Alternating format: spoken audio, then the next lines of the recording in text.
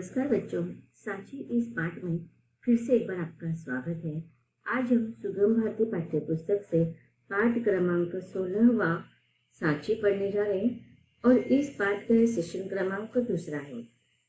इस पाठ के पहले सेशन में हमने देखा था कि पाठशाला के छात्र शिक्षक के साथ 9 तारीख को सांची जाने वाले हैं और 8 तारीख को शिक्षक ने विद्यार्थियों को सांची के बारे में विस्तार से जानकारी दी है। अब बच्चों के मन में कुतूहल निर्माण हो गई है, लालसा निर्माण हो गई है कि कब लोग वह सांची पहुंचेंगे और वास्तव में सांची स्तूप के दर्शन करेंगे। चलिए बच्चों, सब लोग पाठ्य पुस्तक निकालेंगे। पाठ्य पुस्तक के द्वारा हम डायरी इस साहित्य की विधा को भी समझेंगे और सांची की विशेष जानकारी भी हासिल करेंगे। हर्षित के द्वारा हमें यह वर्णन बताया गया है कि उसने अपने डायरी में लिखा है 9 तारीख को वह सांची देखने के लिए निकलते हैं। दोपहर के 4 बजे वो पहुंचते हैं। ग्वालियर से वो ट्रेन तक विदिशा तक आए थे और उसके बाद विदिशा से सांची तक वे बस में बैठकर उन्होंने सफर किया है। फिर वहां पर जाकर मध्य प्रदेश पर्यटन विभाग के पर्यटक आवास गृह में सारे छात्र रुकते हैं। सब बच्चे जल्दी से जल्दी बौद्ध स्तूप देखना चाहते थे, पर गुरुजी ने कहा कि आज सभी थके हुए हैं। क्यों थके हुए थे? क्योंकि पहले ग्वालियर से विदिशा तक ट्रेन से, उसके बाद विदिशा से बस में बैठकर वो सांची पहुंचे थे और आधा दिन भी बीत चुका था। दोपहर के 4 बजे थे, तो सारे बच्चे प्रवास के कारण थक चुके हुए थे और इसी कारण यह बात का अंदाजा शिक्षक लगाते हैं। गुरुजी कहते हैं कि आप आज अभी सब थक चुके हैं तो समय भी कम बचा है, इसलिए आज सिर्फ यहाँ के संग्रहालय देखे जाएंगे। तो सांची का स्तूप देखने के लिए वो उस दिन नहीं जाते, केवल संग्रहालय। संग्रहालय किसे कहते हैं हम? कि ऐसा एक स्थान होता है जहाँ पर विशेष प्रकार की वस्तुओं का संग्रह किया जाता है, उसे हम संग्रहालय कहते हैं, जिससे हमें सांची के बारे में पर्याप्त जानकारी मिल जाएगी। तो शिक्षक उस दिन 9 तारीख को विद्यार्थियों को केवल संग्रहालय देखने के लिए जाने का सुझाव देते हैं, क्योंकि सारे बच्चे भी थक चुके थे और समय भी कम था। कल स्तूप देखने में अधिक आनंद आएगा। गुरुजी की यह बात मुझे भी ठीक लगी। मैं चाहता था कल तरोताजा होकर बौद्ध स्तूप और वहाँ के अन्य स्मारक अच्छी तरह से देखूं। तो विद्यार्थी भी शिक्षक की बात पे सहमत हो जाते हैं और उस दिन वो केवल संग्रहालय देखने के लिए चले जाते हैं। हम लोग संग्रहालय देखने गए। थोड़ी दूर पर पहाड़ी पर बनी एक गुंबदनुमा इमारत दिखाई दे रही थी। अब गुंबदनुमा क्या होता है, इसका अर्थ मैंने आपको पहले भी बताया था कि ऐसी इमारत होती है जिसका शिखर जो होता है ना, वो गोलाकार होता है। देखो यहाँ पर भी आपको दिखाई दे रहा है, यह गोलाकार, इसका शिखर कैसा है? गोलाकार। अब देखिए यहाँ पर आपको ये सांची के अलग अलग स्तूप स्मारक है। अब देखिए यहाँ पर जो कॉर्नर पर जो प्रवेश द्वार है, वहां पर तोरण के जैसे डिजाइन बनाया गया है। आप इसको आपके पाठ्य पुस्तक में देख सकते हैं, इस चित्र का ऑब्जर्व कर सकते हैं, या फिर नेट पर आप सर्च करके उसको देख सकते हैं। तो वहां पर देखते हैं कि पहाड़ी पर बनी गुंबदनुमा इमारत दिखाई दे रही थी। गुरुजी ने बताया कि यही विश्व प्रसिद्ध सांची का स्तूप है। तो देखो यहाँ पर चित्र में भी दिखाई दे रहा है, ये सांची का स्तूप है। इसे सम्राट अशोक ने बनवाया था। सम्राट अशोक की पत्नी विदिशा के एक सेठ की पुत्री थी। मुख्य स्तूप में क्या था? अब देखिए यहाँ पर शिक्षक के द्वारा विद्यार्थियों को, छात्रों को एक एक जानकारी प्राप्त हो रही है। तो उन्होंने बताया कि ये जो विश्व प्रसिद्ध जो सांची का स्तूप है वो कौन से सम्राट ने बनवाया था? तो वो सम्राट अशोक ने बनवाया था। और सम्राट अशोक की जो पत्नी है, जिसका जो विदिशा के सेठ की एक राजपुत्री थी। अब मुख्य स्तूप में क्या था इसका पता नहीं चला, पर इसके पास स्थित स्तूप क्रमांक 3 में भगवान बुद्ध के 2 प्रमुख शिष्यों के अवशेष रखे गए थे। अब देखिए यहाँ पर अलग अलग स्तूप है, उसको अलग अलग क्रमांक दिए गए कि स्तूप क्रमांक 1, स्तूप क्रमांक 2, स्तूप क्रमांक 3, ऐसे अलग अलग क्रमांक दिए गए हैं और हर एक स्तूप की अलग विशेषता है। तो अब देखिए यहाँ पर जिस स्तूप के बारे में बताया गया है, स्तूप क्रमांक 3, स्तूप क्रमांक 3 में भगवान बुद्ध के जो 2 प्रमुख शिष्य हैं उनके अवशेष रखे गए थे। अब अवशेष का अर्थ क्या होता है कि बचा हुआ हिस्सा या वह भाग जो बचा है या बाकी है, उसे हम अवशेष कहते हैं। इन पवित्र अवशेषों को अंग्रेज इंग्लैंड ले गए।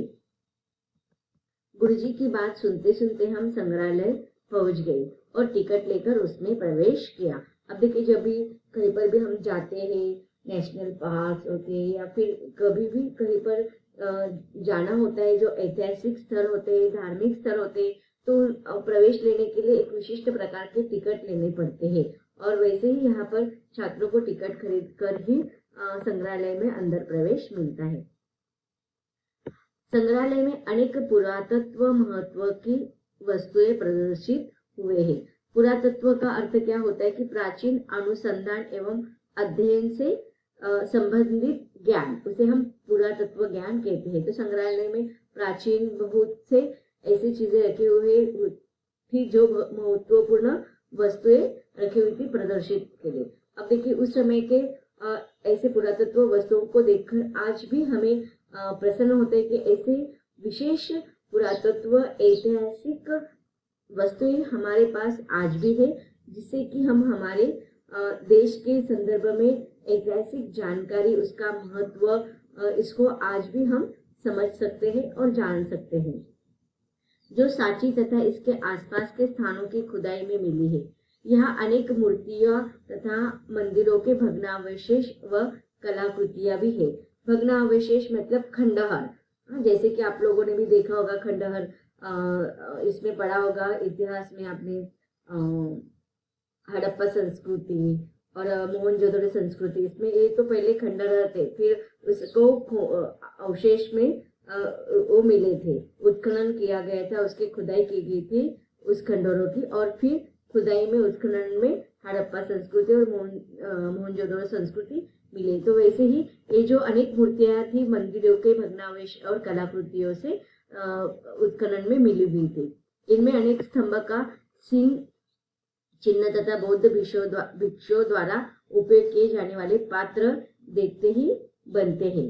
यह सांची के उत्खनन में प्राप्त हुए। उत्खनन का अर्थ मैंने अभी आपको बताया कि खुदाई या जमीन से खोदकर निकाला जाता है, उसे कहा जाता है उत्खनन। जैसे हड़प्पा संस्कृति और मोहनजोदड़ो संस्कृति है, वह उत्खनन में ही प्राप्त हुए हैं।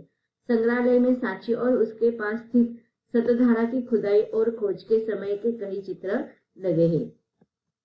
इनसे पता चलता है कि इन स्तूपों को सुरक्षित रखने में कितना परिश्रम और कौशल लगा है। संग्रहालय से लौटकर हम लोग बहुत देर तक प्राचीन भारत की उत्कृष्ट स्थापत्य कला की चर्चा करते रहे। तो इस प्रकार यहाँ पर उस दिन उन्होंने सिर्फ क्या देखा था, संग्रहालय देखा था, जो उसमें बहुत ही पुरातत्व महत्वपूर्ण वस्तुएं प्रदर्शित करने के लिए रखे गए थे, और वह भारत की उत्कृष्ट स्थापत्य कला के नमूने थे। तो यहाँ पर 9 तारीख का दिनक्रम समाप्त होता है। समाप्त होने के बाद उसने अपना नाम लिखा है हर्षित। अब अगला जो दिनक्रम है 10 तारीख का है। सांची में उन्होंने क्या अनुभव किया उसका वर्णन किया, इसलिए उस स्थान का नाम लिखा है सांची। तारीख लिखी है 10/10/7 और यह रात के 10 बजे के आसपास उसने लिखा है, रात्रि 10 बजे का समय उसने लिखा है हर्षित ने। सांची भ्रमण से मन में असीम संतोष है। आंखों में बार बार सांची के स्तूप और स्थानों के चित्र आ जा रहे हैं। आज सुबह मैं जल्दी ही नहा धोकर अपने सहपाठियों के साथ स्तूप देखने के लिए तैयार हो गया। झटपट नाश्ता किया, हम लोग एक चक्करदार मार्ग से पहाड़ी पर चढ़ने लगे। सबसे पहले हमने यहाँ बने नए बौद्ध विहार को देखा। यहाँ सतधारा स्तूप से प्राप्त पवित्र अवशेषों को कांच की मंजूषा में प्रदर्शित किया गया है। मंजूषा अर्थात सामग्री रखने की संदूक या पिटारी होती है, उसे मंजूषा कहा जाता है। तो अब देखिए, वहां पर बच्चे अपने सहपाठियों के साथ, अपने दोस्तों के साथ सांची स्तूप देखने के लिए जाते, तो वहां का वर्णन उसने किया है कि सतधारा स्तूप से प्राप्त जो पवित्र अवशेष थे वह कांच के पेटी में अर्थात मंजूषा में प्रदर्शित करने के लिए प्रदर्शन के रूप में रखे हुए थे। इसके बाद हम सांची के विश्व प्रसिद्ध बौद्ध स्तूप, जिसे स्तूप क्रमांक 1 भी कहा जाता है, के पास पहुंचे। अब देखिए, इसके पहले हमने 9 तारीख के संग्रहालय देखने गए थे, तब उन्होंने स्तूप क्रमांक 3 का वर्णन किया है। अब यहाँ पर उन्होंने स्तूप क्रमांक 1 का वर्णन यहाँ पर करे। सांची के विश्व प्रसिद्ध बौद्ध स्तूप, जिसे स्तूप क्रमांक 1 भी कहा जाता है, के पास हर्षित और उसके सहपाठी पहुंच गए। गुरुजी ने पहले ही एक गाइड की सेवाएं ले ली थी। अर्थात गाइड किसे कहा जाता है कि उसके उस स्थान की सारी जानकारी पता होती है, वो सब गाइड मार्गदर्शक करते हैं, उसे हम गाइड कहते हैं। तो जब भी हम कभी ऐसे ऐतिहासिक वास्तु देखने के लिए जाते हैं, धार्मिक स्थलों पर, धार्मिक ऐतिहासिक जैसे कि किले पर जाते हैं, तो वहाँ की सारी जानकारी वहाँ पर स्थित लोगों को पता होती है।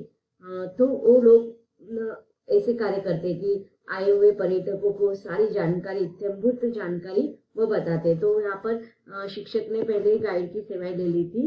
गाइड ने हमें बताया कि यह एक विशाल अर्ध गोलाकार गुंबद है, इसके चारों ओर अलंकृत परिक्रमा पथ है। अब देखिए यहाँ पर स्तूप क्रमांक 1 की क्या क्या विशेषता है, आपको प्रश्न पूछा जा सकता है। तो ये सारी बातें आपको उसमें लिखना है कि यह एक विशाल अर्धगोलाकार गुंबद है, इसके चारों ओर अलंकृत परिक्रमा पथ है, जिसमें प्रवेश के लिए 4 तोरण द्वार बनाए गए हैं। ये तोरण द्वार कला और स्थापत्य के उत्कृष्ट नमूने हैं। तोरण द्वार किसे कहते हैं? किसी भी घर या नगर के बाहरी द्वार पर सजावट की जाती है, उसे तोरण द्वार कहा जाता है। इन पर भगवान बुद्ध के जीवन को प्रतीक के रूप में उत्कीर्ण किया गया है। इसके अलावा कई जातक कथाएं भी उत्कीर्ण है। तो वहां पर वो लिखी हुई है कथाएं, जातक कथाएं मतलब उस समय की जो कथाएं होती है, छोटे छोटे राजाओं की, इतिहासकारों की, वो सारी कथाएं उस पर लिखी हुई है। हम भी आज भी देखते हैं, किसी भी किले पर अगर हम जाते हैं तो कब निर्मित हुई, किसके द्वारा हुई, वो सारी इत्यंभूत जानकारी वहां पर लिखी होती है। तो वहां पर यहाँ पर भी ऐसे ही जातक कथाएं लिखी हुई थी। इनसे जुड़ी कई कथाएं गाइड ने हमें सुनाई। अब हर्षित कहते हैं कि उसमें से 2 कथाएं उसे सबसे ज्यादा अच्छी लगी। मुझे 2 कथाओं ने सबसे ज्यादा प्रभावित किया। एक वह जिसमें युवराज वसंतरा ने धर्म और दया के लिए अपना सर्वस्व दान कर दिया था, और दूसरी वह जिसमें भगवान बुद्ध ने अपने पूर्व जन्म में वानर राज के रूप में अपने दल की रक्षा के लिए अपने प्राणों का उत्सर्ग कर दिया था, अर्थात बलिदान कर दिया था। तो ये 2 कथाएं हर्षित को पसंद आई। मुख्य स्तूप के अलावा स्तूप क्रमांक 2 का पत्थर का कटघरा अर्थात घेरा तथा स्तूप क्रमांक 3 का चमकदार पत्थर का छत्र बहुत सुंदर और देखने योग्य है। अब यहाँ पर पत्थर स्तूप क्रमांक 2 और 3 की विशेषताएं बताई गई है। यहाँ कई देशी और विदेशी पर्यटक ध्यान पूर्वक सांची की स्थापत्य कला एवं स्तूपों को तन्मयता से देखते हैं। पर्यटक का अर्थ क्या होता है कि भ्रमण करने के लिए अलग अलग देशों से जो लोग आते हैं उसे पर्यटक कहा जाता है। कई परिवार इधर उधर उद्यानों में बैठे थे। यहाँ के अशोक स्तंभ और कलात्मक ढंग से तराशे गए पत्थर के महापात्रों को देखकर हम दंग रह गए, आश्चर्यचकित हो गए। पत्थर पर की गई पॉलिश देखकर लकड़ी का भ्रम होता था, अर्थात वहां पर फर्नीचर जैसे वो लकड़ी दिखाई दे रही थी। अर्थात वो पत्थर से की गई कलाकृति थी, लेकिन ऐसा महसूस हो रहा था जैसे कि वहां पर वो लकड़ी पर किए गए हैं। स्तूप के आसपास बिहारों के खंडर है, कुछ नीचे एक पथरीला सरोवर भी है। अब देखिए यहाँ पर सब वर्णन किया गया है सांची का। खंडहर का अर्थ क्या होता है कि गिरे हुए भवन के अवशेष। तो वहां पर स्तूप के आसपास ऐसे खंडहर आज भी दिखाई देते हैं। अब आगे कहा गया है हर्षित के द्वारा कि भारतीय संस्कृति और कला के केंद्र में सांची को बार बार देखकर भी मन भर नहीं रहा था, पर हमें लौटना था। नीचे आकर हमने भोजन किया, स्टेशन से गाड़ी में बैठे। घर आने के बाद भी मुझे ऐसा लग रहा है जैसे मैं अपना मन सांची में ही छोड़ आया हूँ। हर्षित तो यहाँ पर उसने उस दिन का अपना अनुभव लिखा है, और उसने कहा है कि सांची यह जो स्थल है वह बहुत ही आकर्षक था, मन पर उसका बहुत अधिक असर छाया हुआ था, और ऐसे लग रहा था कि उसका मन नहीं भर पा रहा था। वो वही कई समय तक रुकने की कोशिश कर रहा था, लेकिन समय की पाबंदी के कारण उसे फिर से लौटना पड़ा। तो बच्चों, हमें भी हमारे ऐसे ऐतिहासिक और धार्मिक स्थलों पर अवश्य भेंट देना चाहिए। यह पाठ यहीं पर समाप्त हो।